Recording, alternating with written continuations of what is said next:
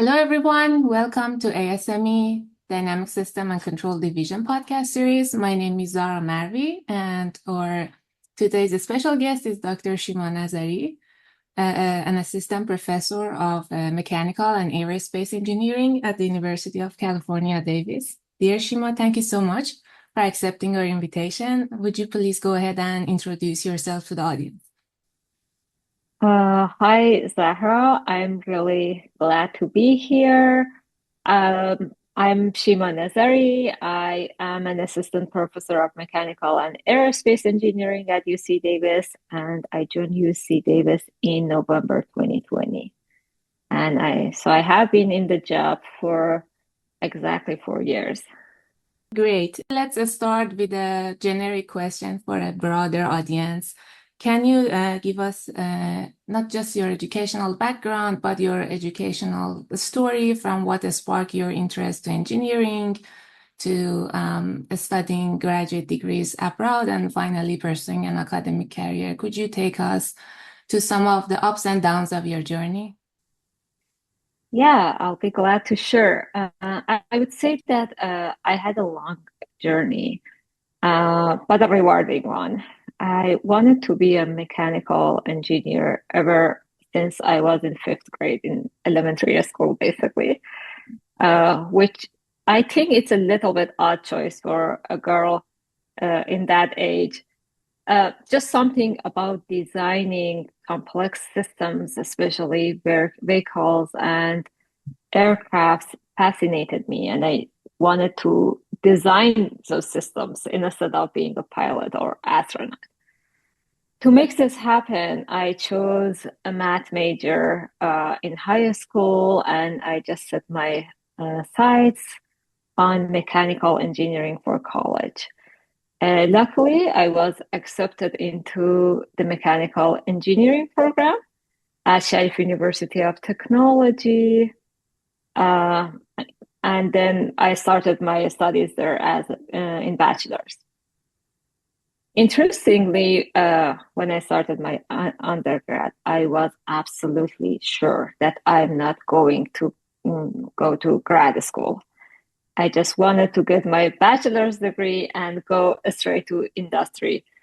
It was just because I was so eager to have an impact in real world, and I couldn't wait all these long years to get a real job and do something. But in my final year in bachelor's, I just felt that I just there's still a lot to learn, and I still need to be in the school and learn more. So instead of joining the workforce for full time, I decided to stay for a master's degree. In there, I chose to work on a project related to dynamical modeling and control design for a small turbojet engine. And in the same time, I started a part-time job in industry, in which I used all that principles that I was doing in my research in school for gas turbines and like general turbo machinery. This master thesis experience, it just opened up an entirely new world of control systems design and dynamic modeling for me. And by the time that I finished my thesis, I was sure that if I ever go back to a school, I want to focus on control systems development this time and learn more about on control systems, because in that uh, master's degree, I learned more about gas turbines, energy conversion, etc. But I felt I do not know enough about control systems in general. When I finished, I started a full-time job in industry. I was an R&D engineer in a gas turbine manufacturing company, and after 2 years, I felt that okay, it's time to go back to do a PhD degree. And I joined University of Michigan and focused on control systems design, specifically with application for powertrain systems and hybrid electric cars.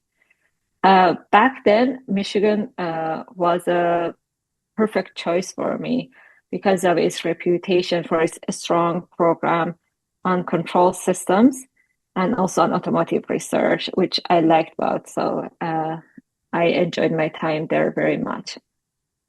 So it has been a long journey. By the time that I finished my PhD, I started a postdoc at UC Berkeley MPC lab. But 1 month into my job, I received my job offer from UC Davis.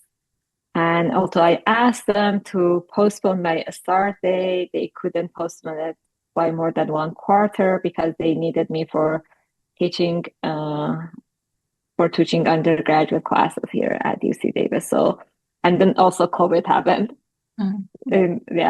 in 2020. So my postdoc was very short, and I started my job eventually in November 2020 here at UC Davis. Great, that was a interesting journey. You mentioned something that I want to get back to. You mentioned that from the beginning, you were thinking about the industry, and also you explored industry job. So for those of our audience that might be right now students and thinking about possible choices for their future career, can you tell us more about what made you get back to academia, and how was the transition from graduate studies and postdoc to a faculty position? I was thinking a lot about like what should be my path over the last years of my PhD. But eventually I decided that I want to go to academia for several reasons. Maybe the biggest one was the chance to interact with a wide range of people and make a real impact in their life. My time as an R&D engineer was very valuable. I really loved my job there. And the technical challenges that I was solving every day and or helping to solve, and all the different projects that I worked on, and like generally being focused on cutting edge research. But one thing that I missed was my daily interactions with diverse set of people, because in my R&D job, I would only maybe talk with 4 or 5 colleagues that I work with them every day. And I just wanted during my daily work to be interacting with more people. In academia, my everyday work brings the chance for me to talk with students, with colleagues, with different collaborators through research, teaching, and like service activities that I'm doing every day. So it just adds so much variety and purpose to my life. The second reason was that in academia, basically, it will give you the leadership opportunity right from the start. As a faculty member, from the moment that you start, you're essentially the leader of your research group and your classroom. So you get to set the direction of your research, what research projects, what research field you want to work on. You get to build your team around your vision, and you would choose the people that you work with and eventually create an environment where everyone can learn and contribute. This freedom of shaping my own path and the responsibility that comes with it, it is both challenging in my opinion and rewarding very much. I think this experiences of like team building, leadership, etc., has helped me to grow in ways that I think that if I had joined industry, it would take a longer time. So I couldn't like get all of that in a short time, like academia.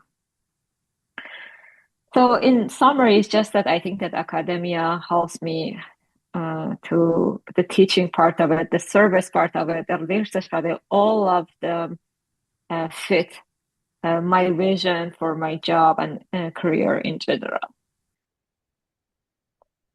Fantastic. Can you also comment about if you feel that graduate studies prepared you well for academia, or was there unexpected challenges in the transition, I mean, for a faculty position? I think there are many components to being a faculty that as a graduate student, you are not exposed to most of it, I think. The research part, yes. You learn to do good quality research and write papers. You learn academic writing and publishing. But being a faculty, is way beyond that. When my younger peers, they ask me, okay, how do you see a faculty job? I would tell them sometimes it's pretty much like running a company. It's like that you're starting a company from scratch. You need to first find interesting research problems to address. Then you need to write proposals and bring funding to do the research. And then you need to find good students, good postdocs to work with and help you to accomplish your research objectives. And then you need to report and prove that to your funding agency that you have been productive and what you do is worth their money. So I think that some part of doing research and maybe producing ideas, I was prepared for, but the sort of the management part of it, being leadership, it was a skill that I think it was developed, and I am still growing in that role as a faculty. It has been long journey. I think it has been rewarding for me. I have been lucky in many aspects of it. And yeah, but I think I learned parts of it after that I started my job. Very insightful. Thank you. So let's now focus to your research. Can you give us an overview of your current research projects? Yeah, I have a large group here at UC Davis. I have around 10 graduate students and 10 two postdocs. So there are like many different research projects going on in my lab these days. But maybe two main focus areas that I can mention is one of them is about working in control systems development and developing new decision-making algorithms, which most mainly focus on automotive and transportation systems and maybe a little bit of robotic systems. Uh, my team and we are working on combining advanced mathematical tools like game theory, optimal control, and model predictive control with data-driven models. And our goal is to just provide improved solutions for situations where complex dynamics or hard to model environment prohibit the use of traditional model-based approaches.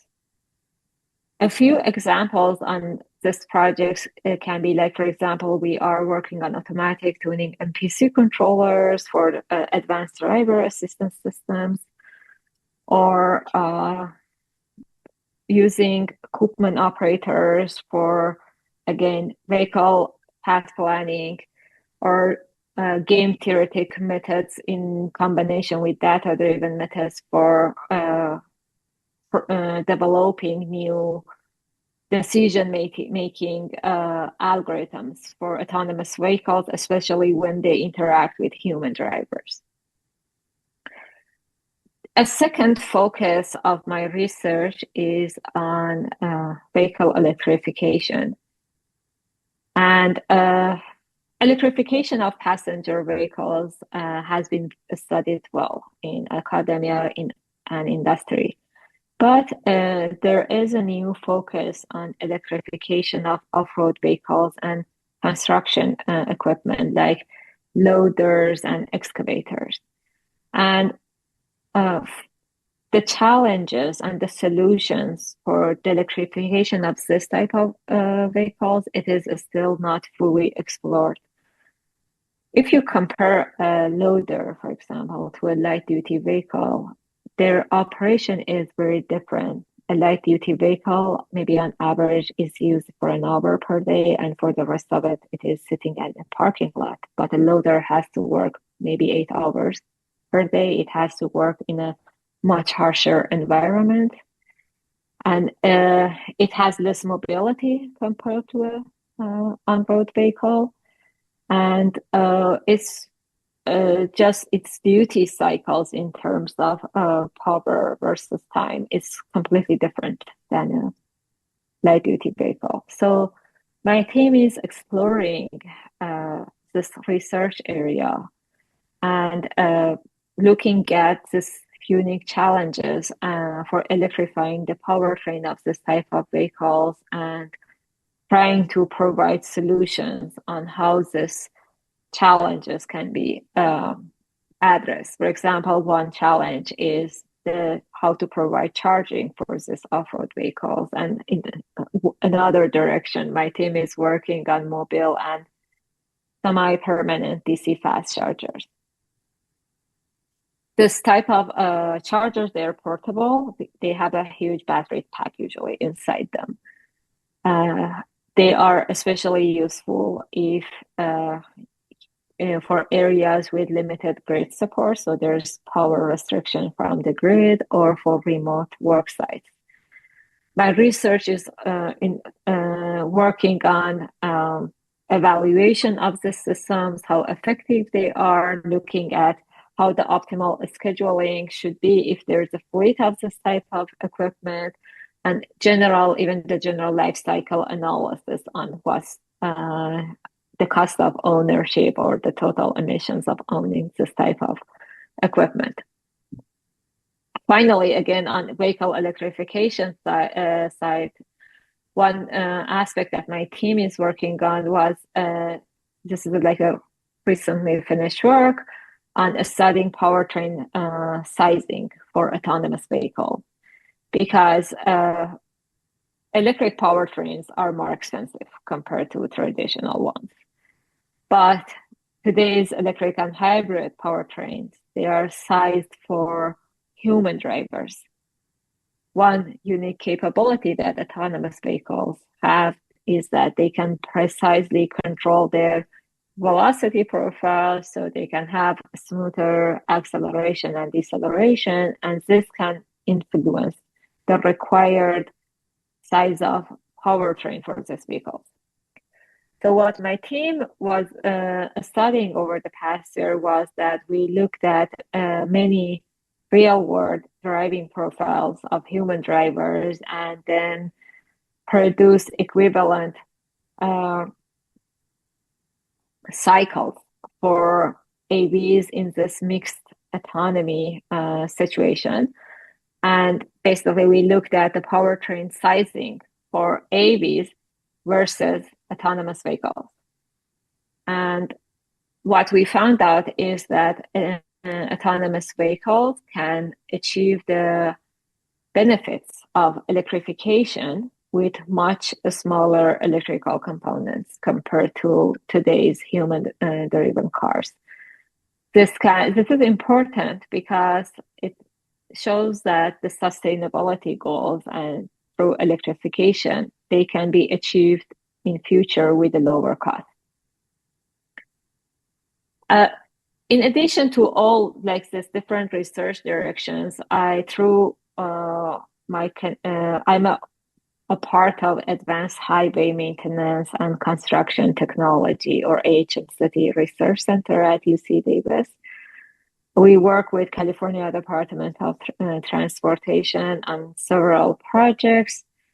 These projects are applied projects. They are deployment oriented, and there are projects that you directly see the impact of your work in real everyday operation of Caltrans workers, and they include the variety of projects, like we use vehicle automation to enhance the safety of maintenance operations. We are looking at electrification solutions to electrify their fleet and general zero emission energy technologies so that they can move on to decarbonizing. For example, we looked at using fuel cell power backup systems for intersections, traffic lights that are on the path of evacuation route for wildfires, and or general. Sometimes we do general life cycle analysis for different transportation systems.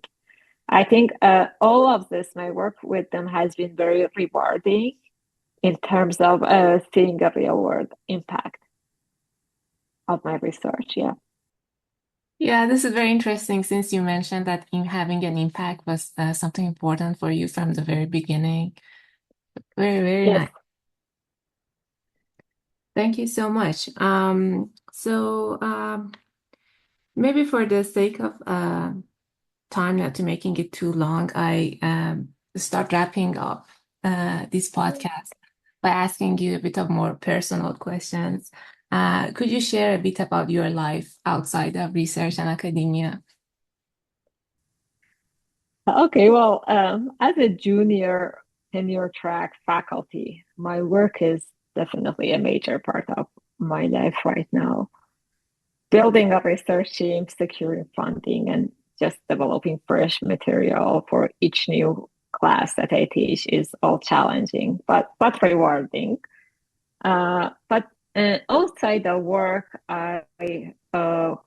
for the little time that I have, I really enjoy spending quality time with friends and family. I love listening to podcasts whenever I can find time. And maybe my favorite ways of staying active are running and hiking and Pilates.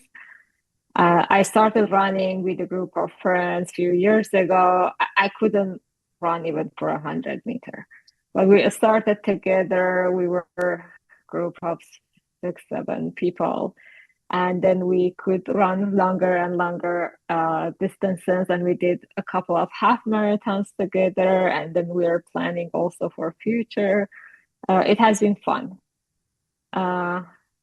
Yeah, so I'm trying to stay active and enjoy life, but I love my job too. I love the time that I spend on my job. Great, thank you. And so for the last question, is there anything that you would like to add in any of the topics that we talked or anything else that you would like to say? I think one question that sometimes younger students ask me about their when thinking about a faculty job, they tell me, yeah, I don't want to just continue doing my PhD research.